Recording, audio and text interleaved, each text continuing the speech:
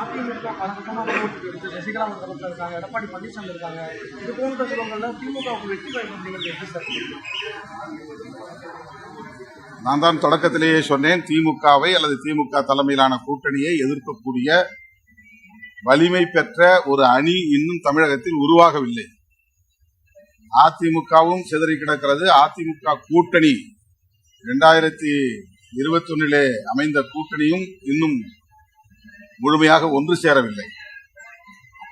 அதை ஒரு வடிவத்திற்கு கொண்டு வருவதற்கே அவர்கள் இன்னும் போராடி கொண்டிருக்கிறார்கள். ஆகவே அதிமுக பாஜக கூட்டணி 2021 இருந்தவாறே அது முழுமை பெறவில்லை. அதிலும் அந்த கூட்டணியில் இருந்த தேமுதிக இன்றைக்கு திமுக கூட்டணிக்கு வந்துவிட்டது. எனவே திமுக தலைமையிலான கூட்டணியை எதிர்க்கிற வலிமை பெற்ற ஒரு மாற்று கூட்டணி அல்லது எதிர்கூட்டணி தமிழகத்தில் உருவாகவில்லை என்பதுதான் யதார்த்தமான உண்மை.